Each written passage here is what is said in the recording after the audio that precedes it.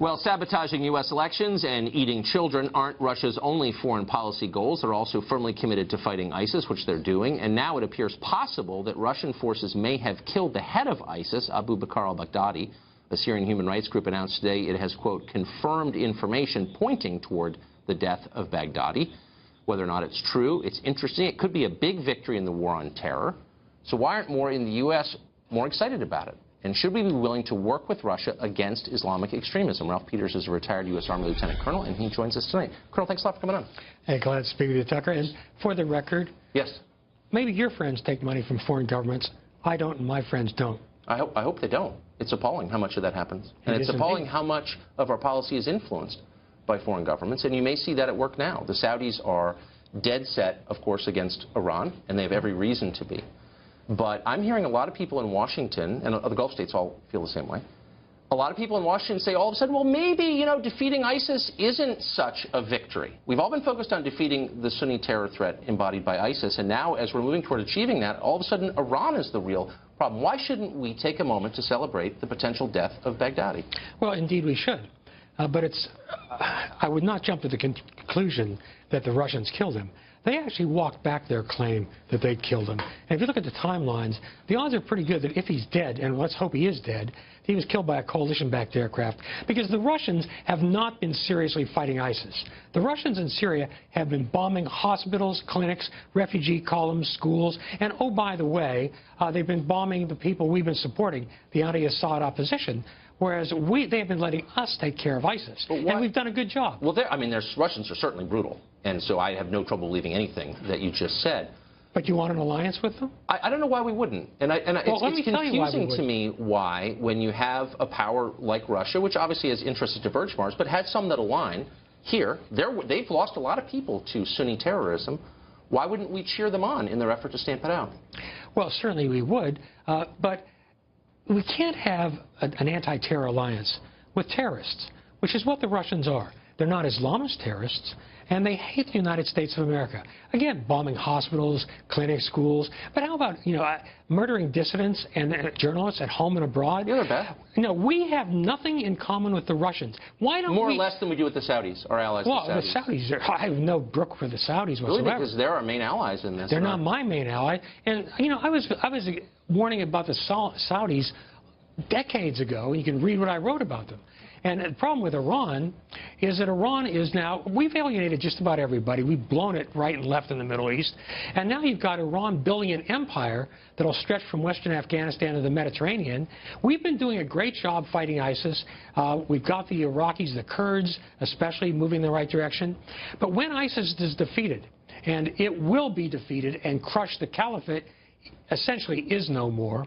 When it is, we will not be welcome, but the Iranians will be. Because we have never had a strategy, we don't have a strategy, and we won't, because we play jailbird checkers, and the Iranians and the Russians play chess. But I'm a little bit confused on a couple fronts. One, we've had over 3,000 Americans killed in this country by about a dozen acts of terror in the last 16 years.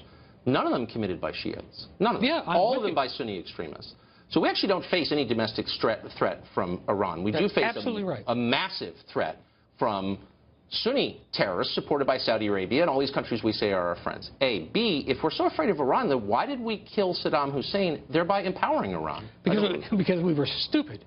And Iraq... But why are the same people who supported that stupid act, the one you just described as stupid, now agitating for a war with Iran? I'm confused. Well, I certainly personally don't know anyone who's agitating for a war with Iran. I do. I know a lot of people. Okay, well, you know different people than I do.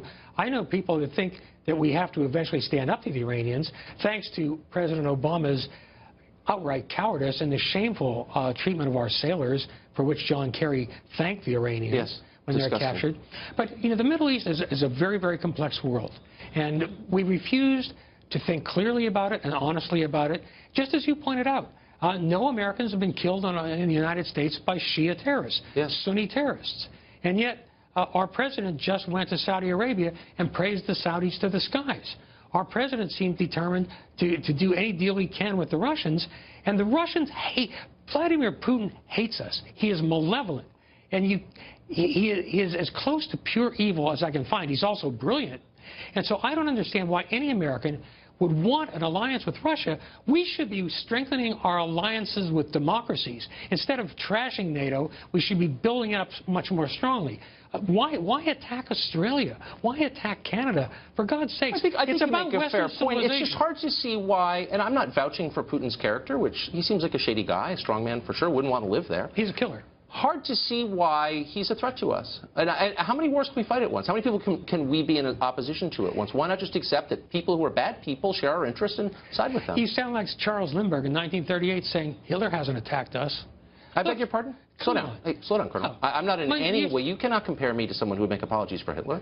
And I don't think Putin is comparable to Hitler. I think Putin is. Look, I think it's a grotesque overstatement, Putin actually. is, well, I think it's insane. Putin, fine. You can think it's insane all you want. You just compared me to a Nazi apologist because I asked a simple question, which is, slow down, why does it contravene American interests to make common cause with a group that's trying to kill ISIS? Invaded his neighbors, broken the long peace in Europe. He assassinates dissidents and journalists. He bombs women and children on purpose in Syria. He is as bad as Hitler. And I'm sorry, if you don't like the Charles Lindbergh thing, I will retract that. But let's just say you sound like someone in the 1938 saying, what's Hitler done to us?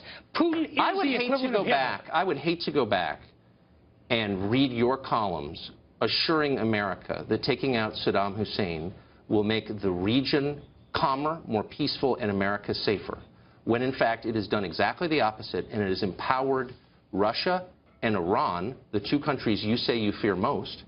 Let's just be totally honest here. Yeah. We don't always know the outcomes. Right. They're not entirely predictable. And so maybe we should lower the moral tone a little bit. Okay, well, rather than calling people accommodationists and say, we're not exactly sure what's going to happen. We can only make good decisions day by day. You made your career being an American conservative patriot. And now you're suddenly cheering for Vladimir Putin? I'm not in any sense cheering for Vladimir Putin. Well, you said and it's not accommodate. I'm cheering for America as always. Our interests ought to come first. And to the extent that making temporary alliances with other countries serve our interests, I'm in favor of that. Making sweeping moral claims, grotesque ones, comparing people to Hitler, advances the ball not 1 inch. Vladimir It blinds us to reality. Comparable. He hates America. He wants to hurt us. And I'm sorry, all this, suddenly Vladimir Putin's a good guy. Russia's okay. No, it's not. Russia is evil. So what's your Russia moral is test? our enemy. Okay, so we cannot in any way do business or make common cause with a country whose leader is, quote, evil, who is, quote, a bad person. That takes most of the world off the table. Most countries are run by really bad people. That's not the question. You're not talking about dealing with them. You're talking about an alliance, an anti-terror alliance. Come on, that's very, very different. First step, cheering on any attacks made by Russia against our mortal enemy, our real enemy, ISIS. Why not just say that's great? I don't like Putin. I'm not living in Russia. I'm not taking money from the guy, but, like, a good deed is a good deed no matter who commits it. Why not just say that? Putin isn't killing ISIS primarily. He's attacking the anti-Assad people while letting us fight ISIS. And are you convinced, and do you speak Arabic, by the way? No, I don't. Oh, you don't? Okay, so... How's your Russian? It's non-existent. Okay. And I would never claim to be a Russia expert. But I'm not sitting here talking about groups about whom I know very little, and I bet you're in that category, in Syria, and saying they're freedom fighters, they're serving the interest of freedom or democracy or American interests, when in fact, a lot of these groups, we know very little about them. And some of them are truly bad people who don't have our interests at heart. And we're not backing the truly bad people. And how about Assad? Well, how do we know that? Is Assad a good guy? Do you think? I don't know. I mean, ask the Christians and Jews who lived in Syria. If we align, who he protected. If we align with Russia, we are aligning with Iran. We are aligning with Assad. And that's bad for American interests because why? Do you think Iran is good for American interests? I think Iran's a bad country and in a lot of ways against American interests. But within the context of Syria, Assad was much better for America than the people I believe you hope to replace him with. The Kurds? How about the Kurds? So the Kurds are going to run Syria? No. Now we're in fantasy land. No, they're going to have an independent state. You're going to break up Syria into lots of little countries. Well, I'm not going to break it up. Okay, but that's the point because it works so well in Iraq?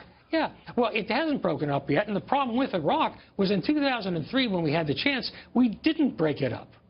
We didn't break it up. Last question. Would you, knowing what you know now, and I hate to revisit this, but since you brought it up, knowing what you know now, that the deposing Saddam, his subsequent death, empowered Iran dramatically, and in fact we explicitly helped Iran gain traction in Iraq. Do you think that was a wise idea? And do you think there are any lessons going forward in Syria that maybe when you take out a secular leader, the vacuum is filled by even worse people? Well, I think that is a valid point you can make. Yes, it often happens. But in 2003, we did a great thing inexcusably badly. I'm a Rumsfeld killing the MP brigades. There are a lot of reasons for it. We believed any Iraqi emigre who spoke English with an Oxford accent and wore a well-tailored suit.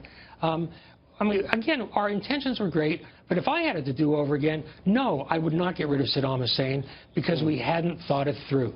My mistake. But you're confident that we've thought through what comes after Assad, who's run the country for decades, pretty peacefully, actually? I think killing 500,000 of your own people probably doesn't mean you should remain in charge. Now, what? Well, after the civil war, I'm not making apologies for Bashar al-Assad. I'm merely saying that happened after. I'm not. It sounds like you're sitting here and making apologies for him. So because I'm asking rational questions about what's best for America, I'm a friend to strongmen and dictators. That is a conversation stopper, not a beginning of a rational conversation. No, this is not. My only point is that when Syria was run by Assad, 10% of the population was Christian, and they lived in relative peace, considering they lived in the middle of Levant. That is absolutely true, and it's also true. And so what's happened to those people now? His father killed 30,000 or more people. Well, what's happened? Now, let's be fair. I mean, Barack Obama certainly blew it right, left, and center. Through sheer trepidation, cowardice, the inability to ever make a decision.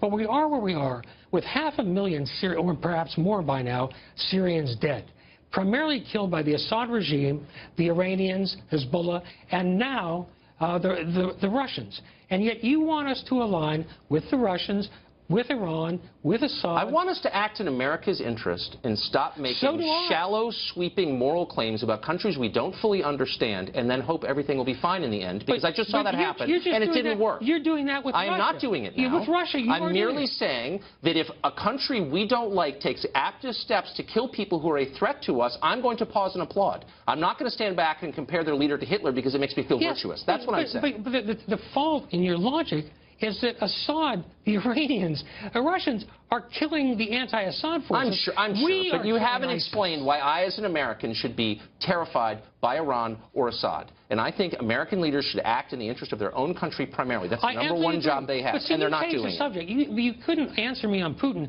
so you changed the subject to Assad. I want to know why you think Vladimir Putin's okay. I don't think he's okay. I think it's great that he's fighting ISIS. ISIS is a threat to us, and we're being told. You want an anti-terror alliance with Russia. What does Russia tangibly bring to the table?